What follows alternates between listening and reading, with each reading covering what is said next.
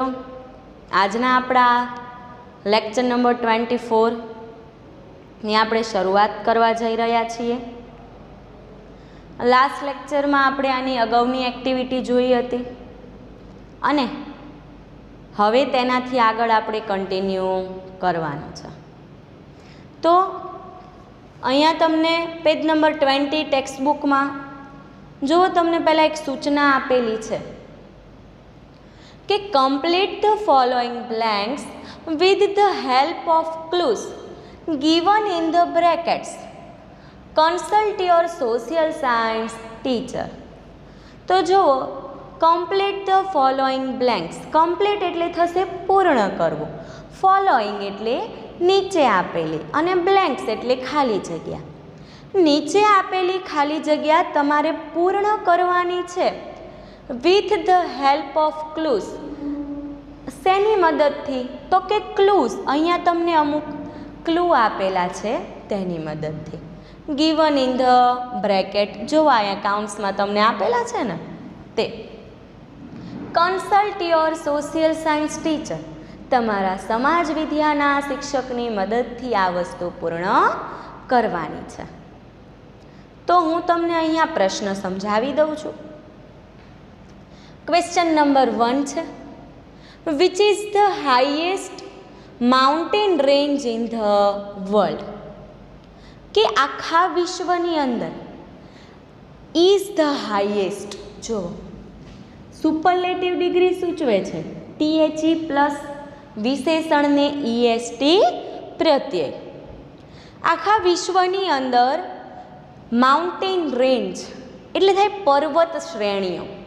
કે આખા વિશ્વની અંદર કયા પર્વતની પર્વત શ્રેણીઓ હાઈએસ્ટ એટલે સૌથી વધુમાં વધુ છે?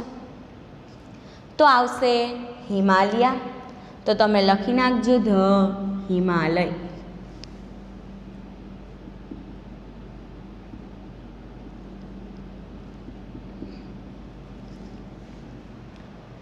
પછી છે question number 2, which is the highest peak in the world? Peak એટલે થશે ટોચ. હાઈએસ્ટ ઊંચામાં ઊંચી ટોચ આખા વિશ્વની અંદર કયા પર્વતની છે? તો જુઓ, નીચે છે સહારા ડેઝર્ટ એટલે કે રણની વાત કરેલી છે. ધ પેસિફિક એટલે કે ઓશન સમુદ્રની વાત કરેલી છે. માઉન્ટ એવરેસ્ટ પર્વત શિખરની વાત કરેલી છે. નાઇલ એટલે નદીની વાત કરેલી છે. તો ઓબ્વિયસલી શું આન્સર આવશે? Mount Everest.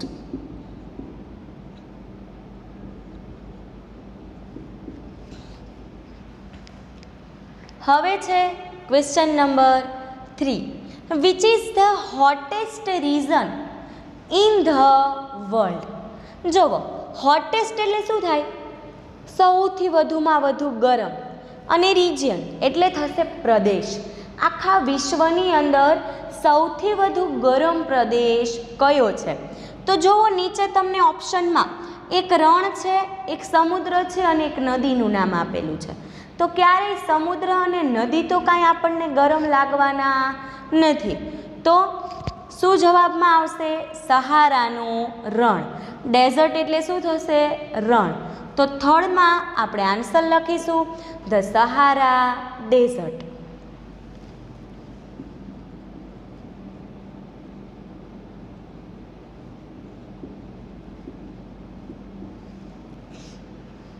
હવે છે question number 4, which is the longest river in the world? આખા વિશ્વની અંદર લોંગેસ્ટ એટલે લાંબામાં લાંબી, રિવર એટલે કે નદી કઈ છે? સૌથી લાંબામાં લાંબી નદી કઈ છે? તો આવશે નાઇલ. The Nile. હવે જોઈએ last question, which is the largest ocean in the world? આખા વિશ્વનો સૌથી લાંબામાં લાંબો સમુદ્ર કયો છે? તો શું આવશે? The Pacific ocean. તો આન્સર લખીશું ધ પેસિફિક.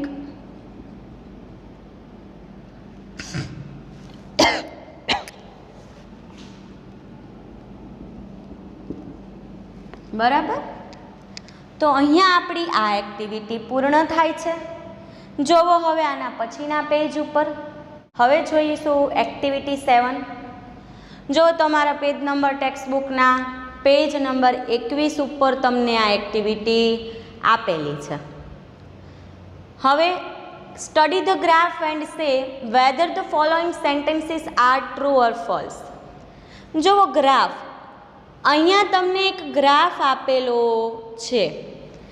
આ ગ્રાફ આપણે એનો અભ્યાસ કરવાનો છે અને તેના આધારે જે નીચે વાક્યો આપેલા છે તે ખરા છે કે ખોટા તે જણાવવાનું રહેશે. તો પહેલાં આપણે ગ્રાફનો અભ્યાસ કરીએ. તો ફર્સ્ટ, પાર્ટિકલ મેટર ઇન 2002 મિલીગ્રામ્સ પર ક્યુબલ મીટર. હવે જુઓ, અહીંયા તમને બે રંગની લાઈન દેખાય છે, એક રેડ એન્ડ એક સ્કાય. તો જે રેડ કલરની લાઈન છે, જુઓ અહીંયા નીચે તમને આપેલું છે. રેડ શું દર્શાવે છે? પોલ્યુશન. પોલ્યુશન એટલે થશે પ્રદૂષણ. તો જ્યાં તમને આ લાલ લીટી છે એ દરેકે દરેક લાલ કલરની લીટી પ્રદૂષણ કેટલું છે તે દર્શાવે છે. અને જ્યાં આવી સ્કાય લીટી છે તે શું બતાવે છે? પોપ્યુલેશન. પોપ્યુલેશન મીન્સ થશે વસ્તી વધારો, કે કઈ જગ્યાએ કેટલી વસ્તી રહે છે. તો એના આધારે આપણને ખબર પડશે કે ક્યાં પ્રદૂષણ વધારે છે અને ક્યાં વસ્તી વધારે છે. તો પહેલાં દિલ્હી ક્યાં આવેલું છે? ઇન્ડિયામાં. તો જુઓ, ઇન્ડિયાની અંદર પોલ્યુશન પણ વધારે છે પરંતુ પોપ્યુલેશન ઓછું બતાવેલું છે. એના પછી છે કાયરો, ઇજિપ્તમાં. એનું પણ પોલ્યુશન લાઈન ખૂબ મોટી છે બટ પોપ્યુલેશન લાઈન ઓછી છે. એના પછી કોલકાતા, ઇન્ડિયા. જુઓ, પોલ્યુશન ખૂબ વધારે બટ પોપ્યુલેશન થોડુંક ઓછું છે. એના પછી ટાઇન્જીન, ચીનમાં આવેલું છે. એની pollution line and then population line. હવે પછી છે મેક્સિકો સિટી, જે મેક્સિકોમાં જ આવેલું છે. એની અંદર થોડુંક ઊંધું છે કે પોલ્યુશન ખૂબ ઓછું છે પરંતુ પોપ્યુલેશન વધારે છે, એટલે કે પ્રદૂષણ ઓછું પરંતુ વસ્તી વધુ છે. Tokyo, Japan. જાપાનમાં પણ કાંઈક આવું જ છે. પોલ્યુશન, પ્રદૂષણ ઓછું છે પરંતુ સામે વસ્તી વધારો ખૂબ વધારે છે. એના પછી છે લંડન, યુકે, યુનાઇટેડ કિંગડમનું સિટી છે લંડન. લંડનની અંદર જુઓ, પોલ્યુશન પણ ઓછું અને પોપ્યુલેશન પણ ઓછું છે. અને છેલ્લે છે ન્યૂયોર્ક, યુએસ, એટલે કે યુનાઇટેડ સ્ટેટ્સ, જેમાં પોપ્યુલેશન વધારે બટ પોલ્યુશન ઓછું.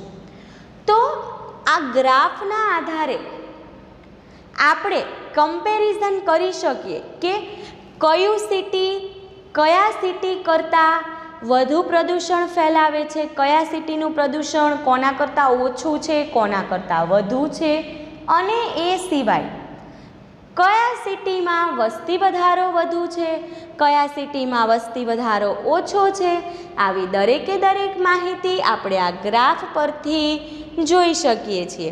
અહીંયા તમને નીચે શું આપેલું છે? પોપ્યુલેશન ઇન 2005 મિલિયન્સ, કે મિલિયન્સની અંદર અહીંયા તમને પોપ્યુલેશન બતાવેલું છે.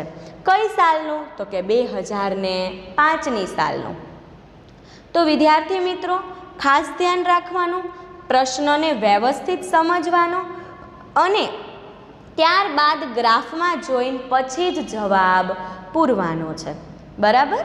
તો પહેલાં લઈશું Kolkata is the most polluted city in the world. જુઓ, પોપ્યુલેટેડ નથી કીધું, પોલ્યુટેડ. પોલ્યુટેડ મીન્સ શું થશે? પ્રદૂષણ. તો અહીંયા જોઈ લેવાનું, પ્રદૂષણ કઈ લીટી બતાવે છે? તો કે લાલ લીટી. હવે આમાં જુઓ તો સૌથી વધુ લાંબી લાલ લીટી કોની છે? તો દિલ્હીની. ઇટ મીન્સ કે સૌથી વધુ પ્રદૂષણ કયા શહેરમાં છે? દિલ્હીમાં. જ્યારે અહીંયા શું કહે છે? Kolkata is the most polluted, કે કોલકાતા એ સૌથી વધુ પ્રદૂષિત શહેર છે, તો આપેલું વાક્ય કેવું પડશે? ખોટું, કારણ કે સૌથી વધુ પ્રદૂષિત તો કોણ છે? દિલ્હી. તો અહીંયા આપણે લખીશું ફોલ્સ. ખ્યાલ આવે છે ને શું કહું છું એ? હવે જોઈએ બીજો ક્વેશ્ચન. Tokyo and New York. જોઈ લો, ટોક્યો ક્યાં છે? આ રહ્યું. એન્ડ ન્યુયોર્ક ક્યાં છે? આ રહ્યું. હવે જોવો શું કહે છે. Are more polluted. એ બંનેની અંદર પ્રદૂષણ વધુ છે. But lesser populated cities. પરંતુ વસ્તી વધારો ઓછો છે. જોવો તો શું છે? ઊંધું. વસ્તી વધારો વધુ છે પરંતુ પ્રદૂષણ ઓછું છે. તો આપેલું વાક્ય કેવું છે? ખોટું. તો બીજામાં પણ લખીશું ફોલ્સ. હવે જોઈશું ત્રીજું sentence. Cairo is the second most polluted city in the world. વિશ્વની અંદર કાયરો જે સિટી છે તે કેવું છે? બીજા નંબરનું પ્રદૂષણ ફેલાવતું સિટી છે. તો જોઈ લ્યો, સૌથી વધુ પ્રદૂષણ અહીંયા, એના પછી અહીંયા, બરાબર ને? તો એનો મતલબ કે કાયરો એ કેવું સિટી છે? બીજા નંબરનું. જોવો તો દિલ્હી પછી વધુ પ્રદૂષણ કોણ ફેલાવે છે? એ જ ને. તો એનો મતલબ આપેલું વાક્ય કેવું છે? સાચું. ત્રીજા વાક્યમાં લખીશું ટ્રુ. ખ્યાલ આવે છે ને? સાથે સાથે લખતા જજો એટલે ભૂલ નહીં પડે. હવે જોઈએ sentence number 4. Tianjin city is located in China country. જોવો તો આ રહ્યું. ક્યાં છે? ચાઇનામાં. ઇટ મીન્સ આપેલું વાક્ય સાચું છે કે ચીનની અંદર, ચાઇનાની અંદર ટાઇન્જીન સિટી આવેલું છે. તો શું લખીશું? ટ્રુ. હવે જોઈએ લંડન. લંડન ક્યાં છે? આ રહ્યું. Is more polluted than Tokyo. Than Tokyo એટલે કે ટોક્યો કરતાં લંડન વધુ પ્રદૂષણ ફેલાવતું સિટી છે. જોવો, ટોક્યો ક્યાં છે? ટોક્યો આ રહ્યું. એના કરતાં લંડન વધુ પ્રદૂષણ ફેલાવે છે. જોવો તો કોની પ્રદૂષણની લીટી લાંબી છે? લંડનની, ટોક્યોની? તો કે ટોક્યોની. અને અહીંયા શું કહે છે? કે લંડન વધુ પ્રદૂષણ ફેલાવે છે. તો આપેલું વાક્ય કેવું થશે? ખોટું. લખો ફોલ્સ. હવે છે Delhi is the most polluted city in the world. આખા વિશ્વની અંદર દિલ્હી સૌથી વધુમાં વધુ પ્રદૂષણ ફેલાવતું સિટી છે. તો સાચી વાત છે. દિલ્હીનું પ્રદૂષણ લાઈન જુઓ, ખૂબ મોટી છે. તો આપણે શું લખીશું? ટ્રુ. હવે જોઈશું Mexico City has less pollution. Mexico City ક્યાં છે? તો કે આ રહ્યું. શું કીધું છે? Less pollution. પોલ્યુશન લાઈન ઓછી છે. But has more population. Population વધુ છે. જો પ્રદૂષણ કરતાં વસ્તી કેવી છે? વધુ. તો એનો મતલબ આપેલું વાક્ય પણ કેવું છે? સાચું. હવે જોઈશું છેલ્લું sentence. Cairo is more polluted than Kolkata.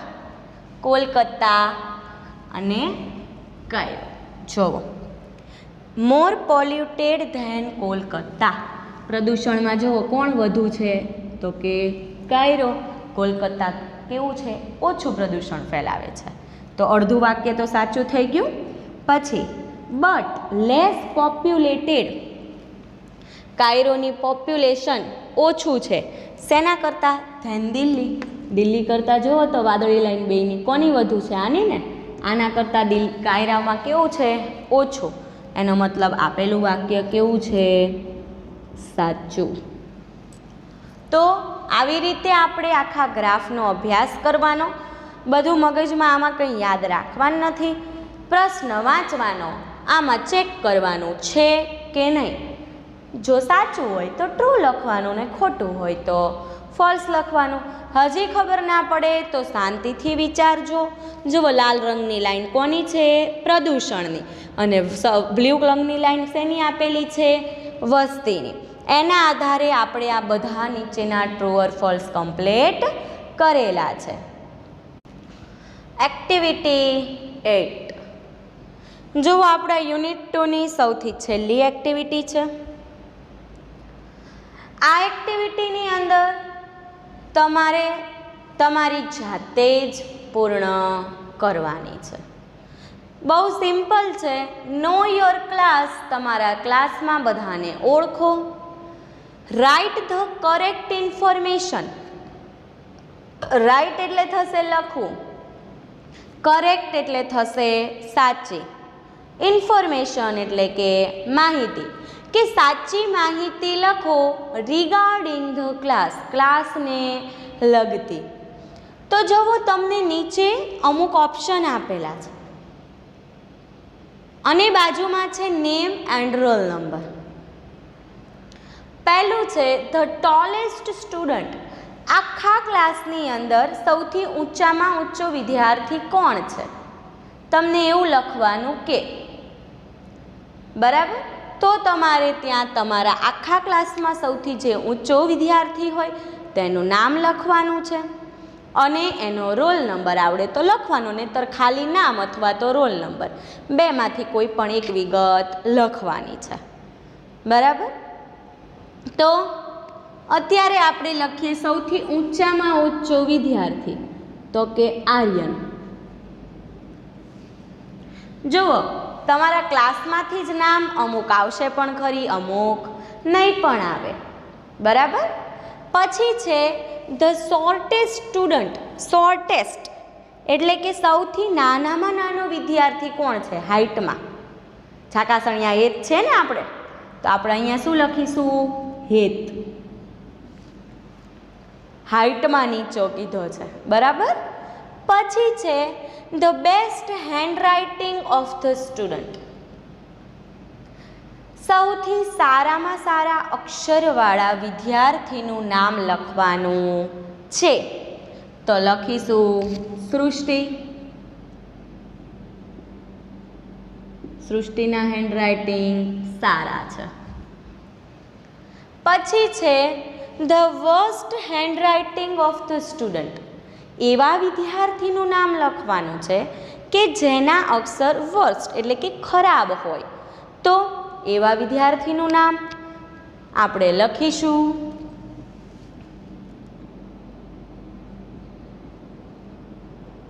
મનન. પછી છે ધ હેવીએસ્ટ સ્ટુડન્ટ. વજનમાં હેવી હોય એવા વિદ્યાર્થીનું નામ લખવાનું છે. બરાબર. પવન. The લાઇટેસ્ટ student. વજનમાં હળવો હોય તેવા વિદ્યાર્થીનું નામ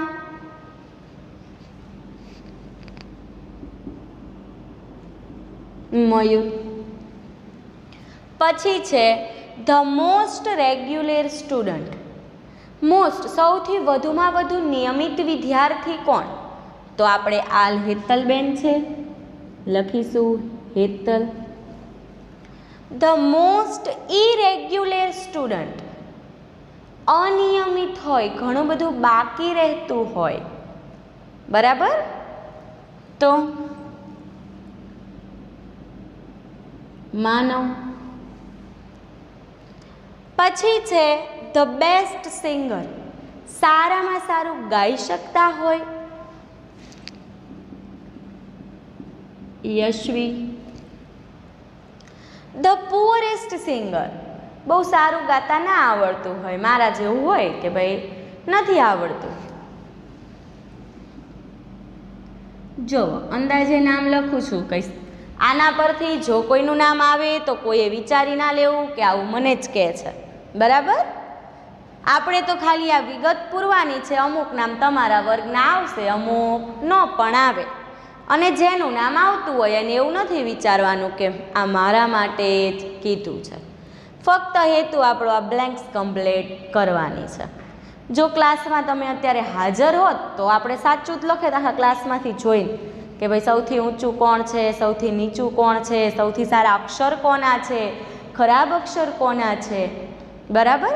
પરંતુ અંદાજે અત્યારે આપણે આપણી માહિતી પૂરવાની છે. એના પછી છે ધ ફાસ્ટેસ્ટ રનર, અમર. અને છેલ્લે છે ધ સ્લોવેસ્ટ રનર, ધીમે ધીમે દોડતો વ્યક્તિ હોય તે.